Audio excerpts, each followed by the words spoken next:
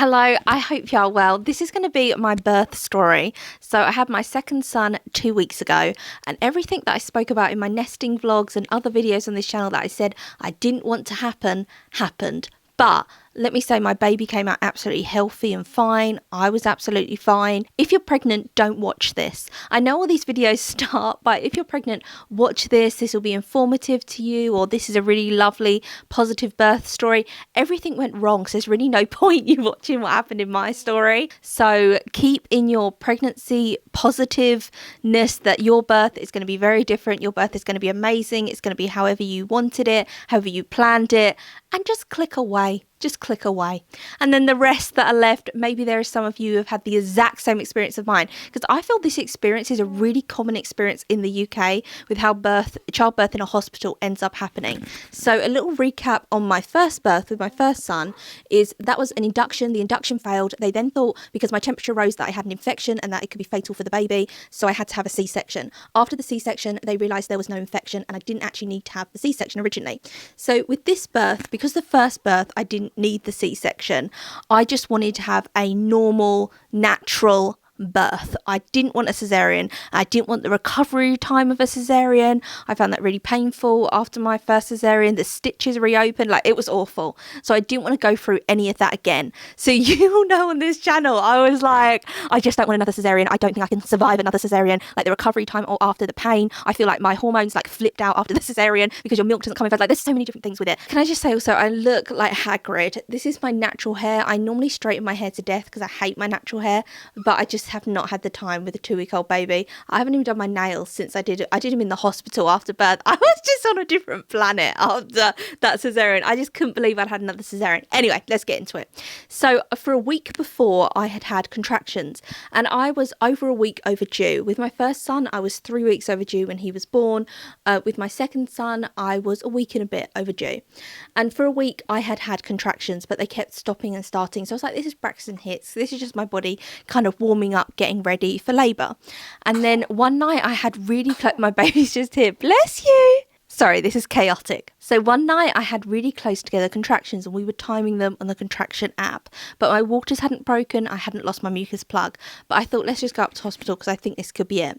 So I went out to hospital. I was 1 centimetre dilated, and so they put me on the heart monitor and they said, you're having loads of contractions. We can see by the heart monitor how the baby's reacting, but you're like not dilating very quickly. So you can have an induction now if you want, or you can have a C-section now if you want. Every appointment, they're basically pushing the C-section because I don't think this hospital likes to do a vaginal birth after a C-section. And that's because you can have something called uterine rupture, which is horrific.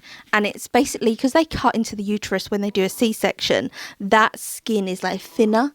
And so if you have like a lot of C-sections, it can lead to problems. But then also if you try and have a natural birth after a C-section, you might have the most amazing natural birth. And I'd seen so many videos and testimonies, and I'd seen a documentary that was all about having a natural birth after a C-section. So I was like, so many women seem to be able to do it, so I want to be able to do it as well.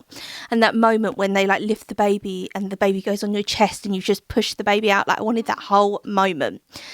So what happens anyway with uterine rupture is the contractions are just during pregnancy. Because the uterus has been cut by a previous cesarean, what can happen is the contractions can cause the baby to move from the womb into your abdomen, killing the baby and killing you. So it's incredibly serious. So every appointment I had heard stillborn. All the time they kept bringing it up, saying that the baby could be born like that because if you have a uterine rupture. Whereas if you just book in an early cesarean, so a week before you're due is when they wanted me to book it in, so you don't have any contractions at all, then you won't have this rupture. But because I'd only had one previous cesarean, I just really wanted to go for a natural birth, and that cesarean I hadn't had to have it for any other medical reasons, so there was no reason why I couldn't naturally give birth, and I just really wanted to naturally give birth. So when I went into the hospital, she said, like, do you want either of those options? And I said no, I'm just going to go home and see how things progress at home. So a few days passed, contractions kept coming and going. I then eventually went back into the hospital and I did film a labour vlog, which is already up on the channel, so if you don't want to hear me just like telling you what happened, you can actually watch some of what happened. And early labour was just crazy. My hormones were absolutely out of control. Then I went back to the hospital. The contractions had got really close together again. And as soon as I got into the hospital, I burst into tears, started uncontrollably crying. And they were like, oh, that's a good sign. That's like your hormones getting ready and everything. They put me in what can be described as a cupboard. And that's what they call their triage. And it's basically where they choose where to put you. So if you're far enough to like stay in, or they're going to send you home, or what they're going to do. So when I went in before, I had to have 2 cervical checks to see how dilated I was. And the pain was crazy. And I feel like I can say that now because I went like into such intense labour during this labour. Like it was like that. It was like an intense contraction. It was so crazy, both the cervical exams. The whole day my body ached. It was that painful. I yelped out in pain at the time. And so when they put me in this cupboard, they said, okay, we want to do a cervical exam, see how dilated you are. And I was like, I literally can't face that right now. Like, I've got such intense contractions. I'm uncontrollably crying. And the pain that the cervical exams left me in last time, I can't deal with it. So they put me on this machine so they could see how the baby was doing, how I was doing, those big bands around your stomach where you can't move, which is very unhelpful because they're tracking you and the baby and you have to lay completely still, and they wouldn't take them off me, so I couldn't like move to try and progress labour in any kind of way. I'd also done a lot of things on hypnobirthing, so I really wanted to like move and implement those things. I had earbuds in and I was just listening to this hypnobirthing meditation, and I had my wooden labour comb in my hand, and I'm in this cupboard, and then I put the labour comb down and I put it gone on my fat ass basically. I'd sat on it and I didn't realise it, so when my contraction came, I started flipping. I was going, where's my comb? Where's my comb? It did help in early labour to hold this comb, but later on in labour, absolutely not. So it's just me, Dom, this woman in this room. I'm strapped to a bed because I've got these 2 heart monitors on and I have to lay completely still. This contraction is insane. I've got this hypnobirthing thing in my ear going, it's not pain, it's power. Go with the wave. All these things droning in my ear, and then I'm like, where's my comb? Dom's looking frantically for this comb. I'm sitting on it the whole time. And then I'm like, it's lost. It's lost. I thought it was like lost forever. And also I was right at the start of like labour. And so I was relying way too much on that comb. Let me say that comb did nothing in later stages of labour at all. And so she said, because you won't let me do a cervix exam on you, I'm going to put you on like a general ward. I'm not going to put you on the labour ward because I don't know how far along you are with everything. And then we'll just kind of track you on this general ward. So I was like, okay. So the general ward, I actually got my own room with my own bathroom, which didn't happen at all with my first birth. I was like in like a ward with other women and just like a curtain and everything. So I had my own room. So I was like, oh, thank God I got my own room, because the contractions were coming quite strong then. And then I was on a birthing ball. I was crying. There's like a clip of me, and it's such a pitiful clip in my labour vlog where I'm like eating and crying. I'm like and they couldn't give me any gas and air because it wasn't a labour ward. So they said the only thing we can give you is paracetamol or codeine, but that both of them can slow down the labour. And so I couldn't have any gas and air. So I was like, I'm just going to wait till... I was so ridiculous. I was like, I'm only going to have gas and air and my labour comb, and hopefully I'll make it through, because I really didn't want a cesarean that much. And then eventually the contractions got strong enough that I could be taken to the labour ward, and they didn't need to examine me. They could just see like how strong the contractions were and how fast together. And the midwife, I would love to kiss her feet. If I knew who she was, there were just so many different midwives on shifts. Like, I don't know any of their names. But this one midwife said, have you got a TENS machine? And I said, no, I haven't. And she went, I might be able to get one for you. And she managed to get one. And it's basically the like sticky tabs that they put on your back. And it's all wired up to this machine. And you have it on and it's just vibrating on your back.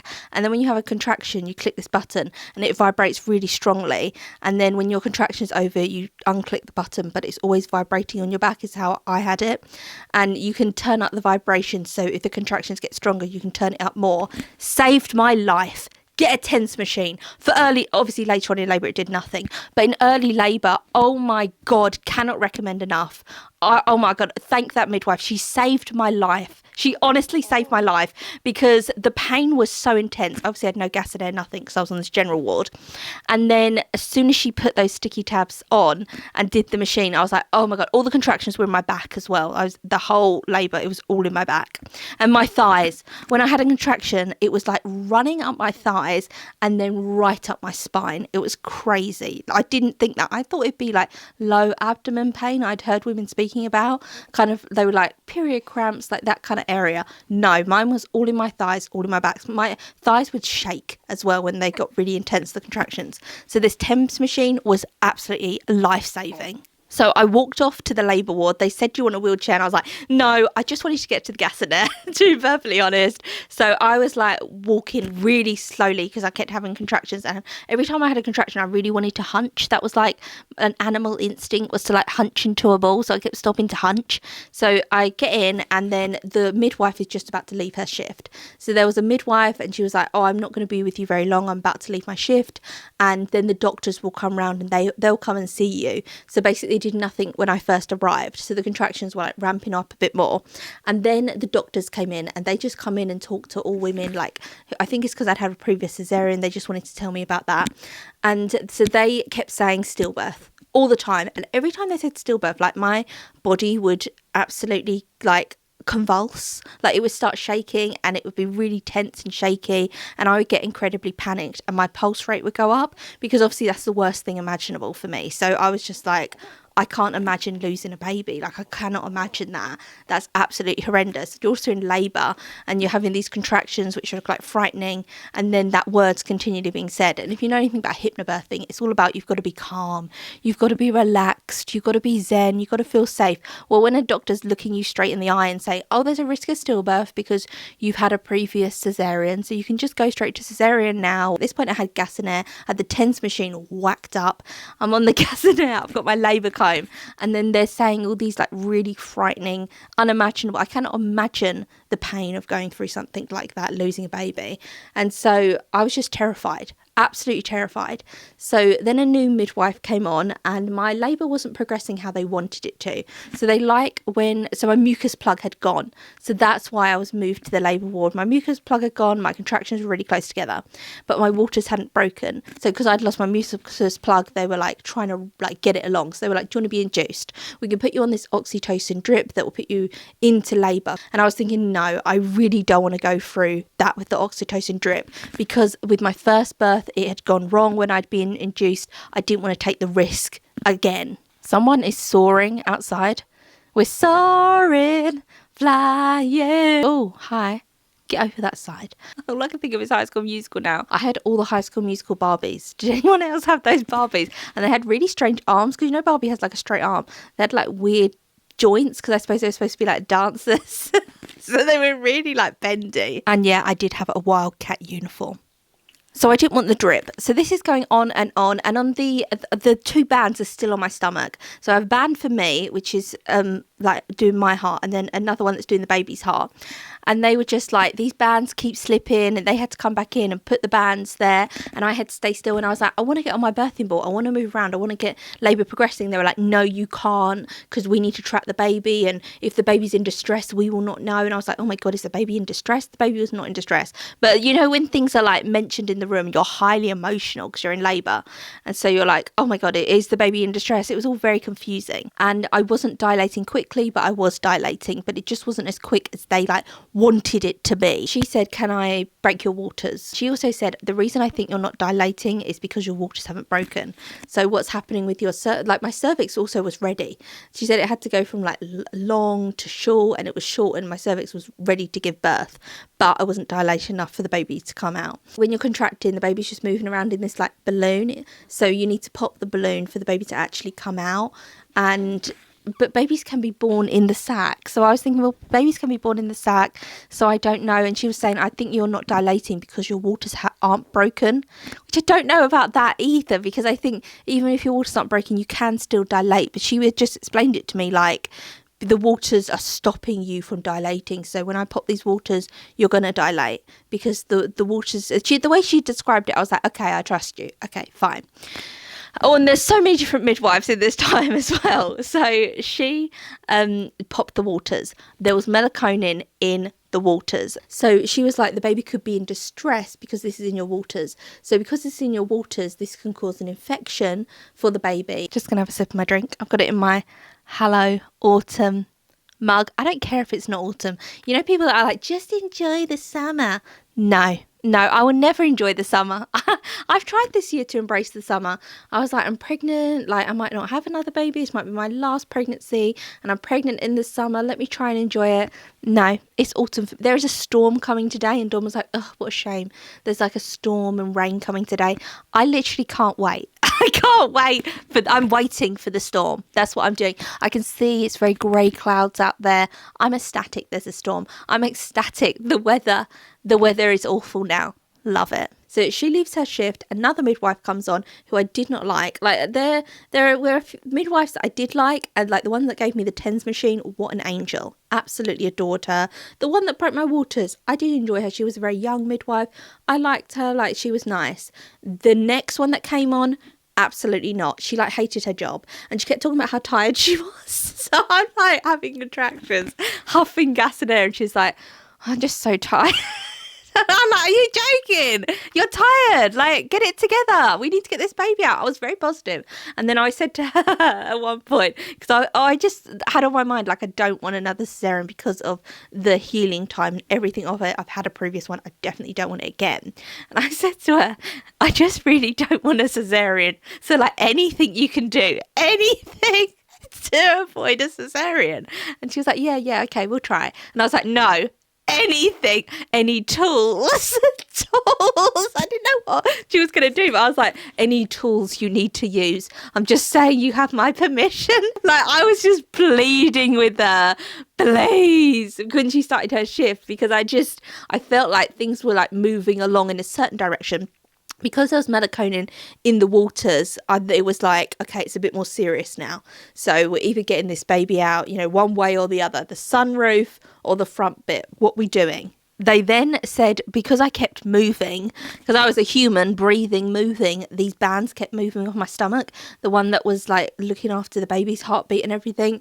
And so they said, can we put a clip on your baby's head? Now I was asked to do this the first time round and I said no, but with the second time round, I thought maybe this will lead to me not having a cesarean. So a clip is when it's basically, I think it's like a hook that they put inside you and they attach it to the top of the baby's head because the baby's head is facing down. And they attach it just to the scalp and then it can track the baby's heartbeat so you can have that band taken off you so you can just be a bit more free and you can walk around. You have this massive wire coming out of you. So I said, okay, first time round I was like, no, I don't want some kind of hook in my baby's head. Second time round, because of the Meconium that was in the waters, I was like, okay, like if you can't track him, like he might be in distress or something. So okay, do it. Yes.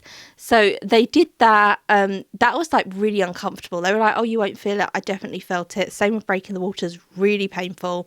The contractions were really painful. Everything was really uncomfortable, really painful. All the cervical exams I found really painful as well.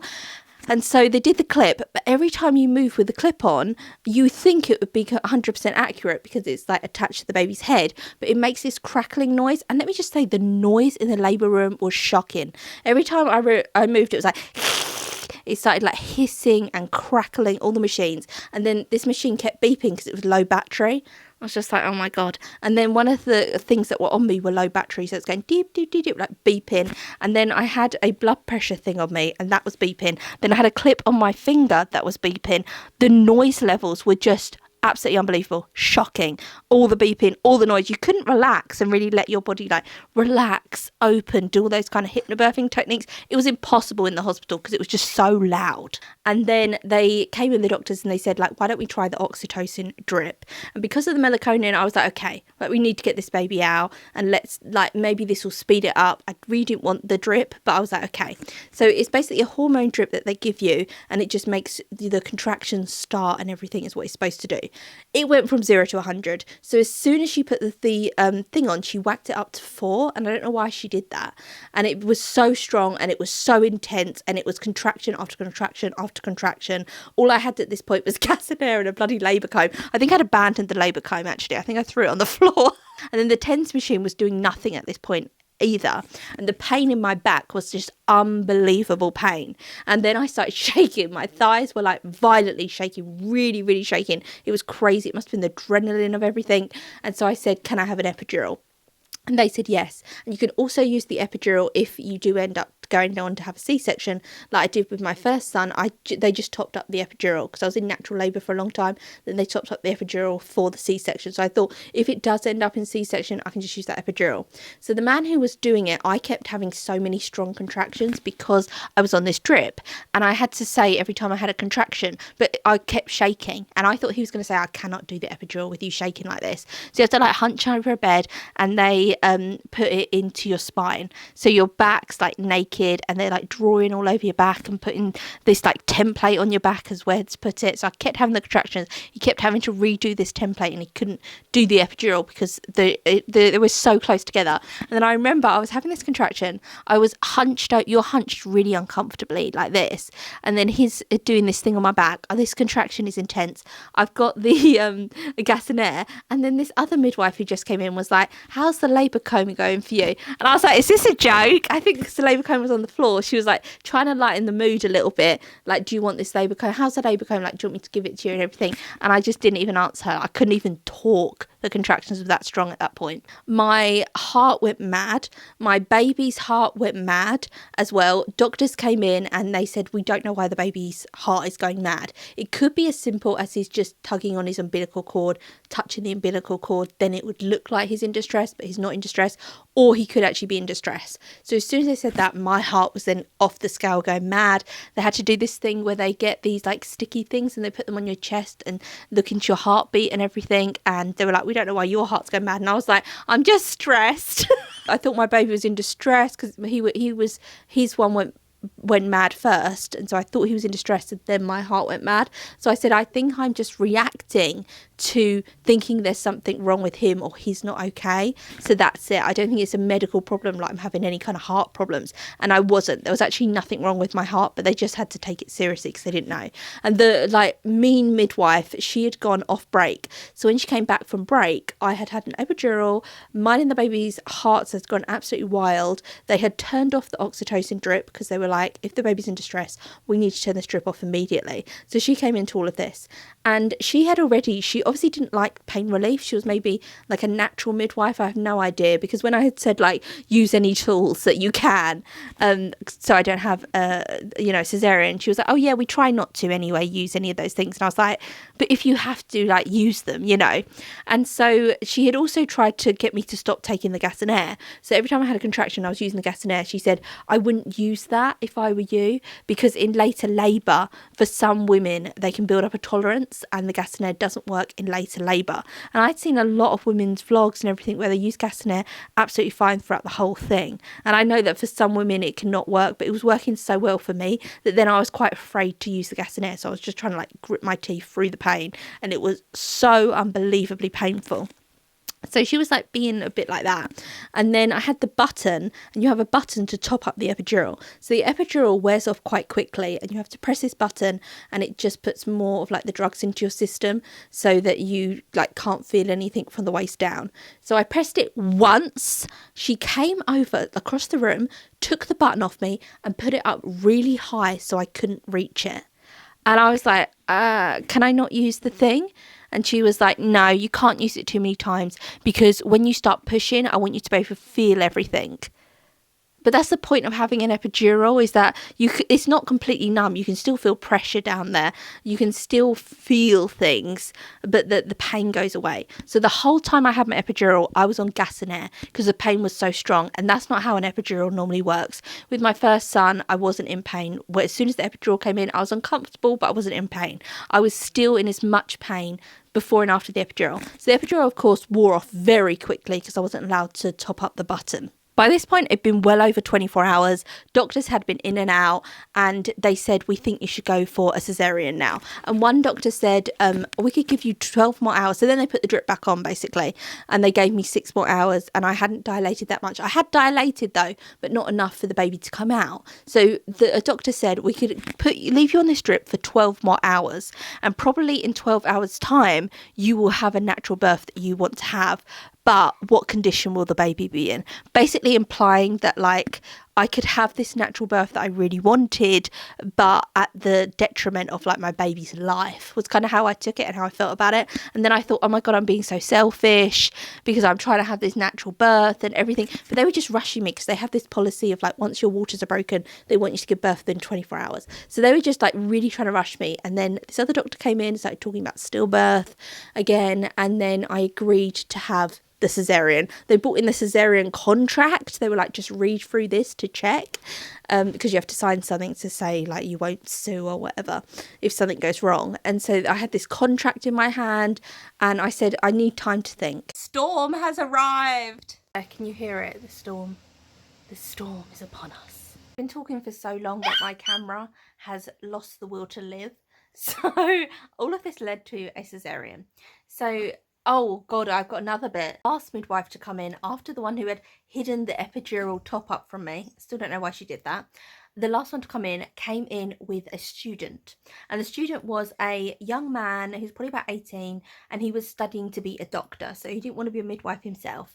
And she was going to do like another stretch and sweep to try and like get this going. It didn't work. She did do the stretch and sweep, but before she did that, I'm having like really close together contractions because I'm on this oxytocin drip.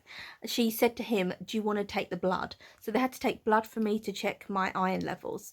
And so he said okay, and it was something butterfly, the thing they used to take the blood. So they decided to take the blood from my hands, and he poked it in and didn't get any blood, and he was like, all I've got is flesh.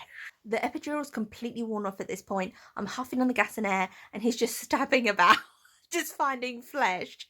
And then she had to take over and do the blood, and then she was like, okay, I'm gonna do a stretch and sweep and a cervix exam. And I just felt so uncomfortable with him being in the room there, because he was at like the business end and your legs are like up and about, and he was just standing right there. And so I said to him, do you mind going to stand behind the curtain?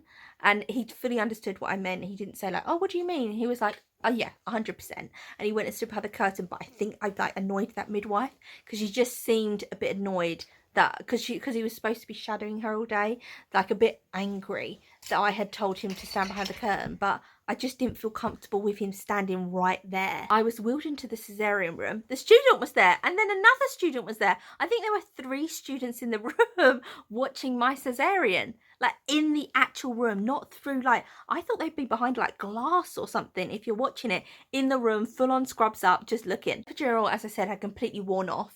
So they had to do a spinal block, which is when they put like a needle into your spine to try and make you numb from the waist down. It doesn't make you completely numb though. That's what's so weird. So after she had done it, I was laying there and she was like, right, try and move your feet, like lift your legs up. And I couldn't lift my legs up, but I could wriggle my toes. So it was just so weird. I was like, I don't feel like this is numb enough. And I was saying like, I can still feel my legs. I can still feel this. I can still feel that. The cesarean this time round felt really violent.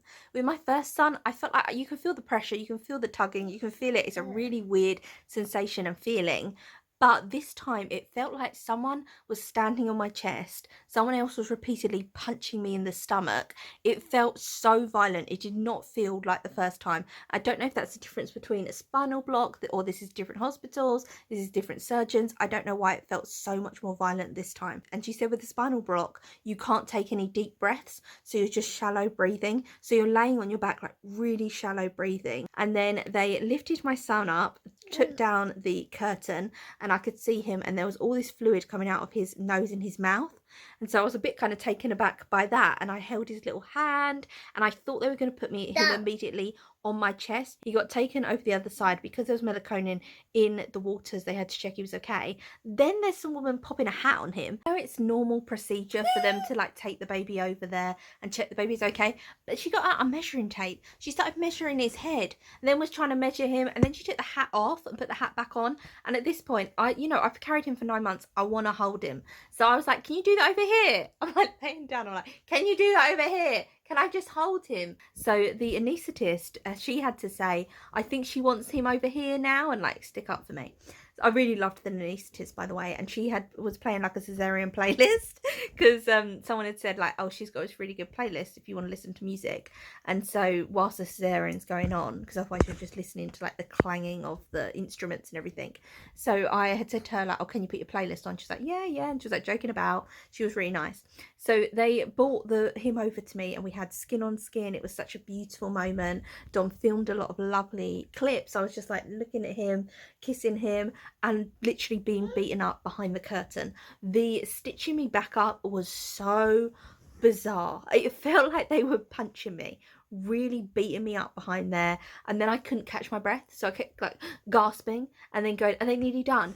Are they nearly done? Because I couldn't breathe properly because of the spinal block. It was a whole thing. Felt like it was going on for a really long time. Afterwards, can anyone tell me what this means?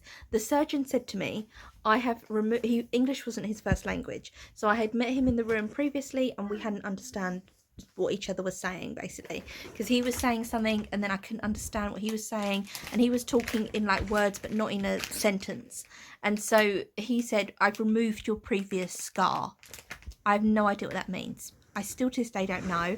I have 2 scars from my 2 cesareans. Does she mean internal scar tissue? Because they don't actually do that on the NHS, like remove internal scar. But maybe he did. Maybe he did it.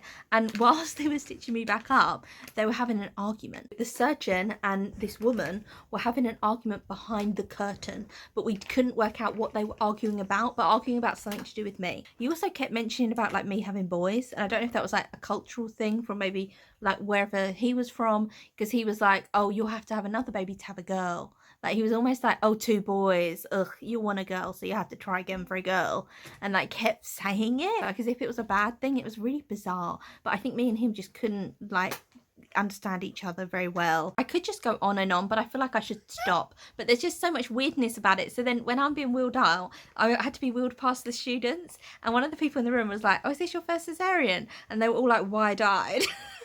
Like they'd been traumatized. They were wide-eyed like, yeah, this is our first cesarean. And then as I was wheeled past, they were like, congratulations. It was such a weird moment. They did not look okay after seeing whatever they'd seen. I hadn't even seen it, and it's my own body, you know, like, because you've got the curtain up. I wish I didn't have the curtain up. Sorry, I'd love to watch it. I'd love to have it filmed and you can watch it back, but obviously no. That'd be maybe quite distracting for the medics in there. The storm has gone like crazy. Look at it. Oh my god, it's gone absolutely wild. This has been very chaotic. I'm probably gonna watch, I really want to watch The Nightmare Before Christmas, but that's too scary for my toddler, so I'm not gonna watch that with him. But I want to watch something cozy, maybe like Snoopy, Halloween, The Great Pumpkin Patch I really like, so I might watch that with him whilst we're watching this storm. My recovery from the cesarean, I have been filming, so I'll put that into like a vlog, so you'll see emotional wreck. You have problems with breastfeeding afterwards because your milk doesn't come in immediately after a C-section. It's a mess. That will be in another video. Look at these nails. Oh my gosh. So after the cesarean, I was like a bit delirious, and there was a Matalan near us in a retail park. So Dom, because we've been in hospital so long and we had to stay in hospital I think for an extra 2 nights, Dom went to Matalan to get himself some clothes, and then he got me this autumn mug as well. And then I was like, nail polish, can you get me nail polish? After just had my cesarean, I'm like in the bed like painting my nails like a lunatic, and it felt like urgent. It was like, I need nail polish. It was like the labour comb incident all over again. I need nail polish, Dom. I need you to find a shop and find me nail. I was like emotional. It was crazy about it. I was like close to tears. Back with like bookish content, and I still have some like vlogs to put up after the like 2-day in hospital after the cesarean, and then my first week with a baby, I think it was a mess. But I think it's good to like show these things, because I like seeing other women that are like, oh, this is what I was like postpartum. I'm like, oh my god, it wasn't just me. I didn't just go mad myself. This is what happens to like all of us, and you can relate to it. Gonna end it here with me looking like this. Okay, bye.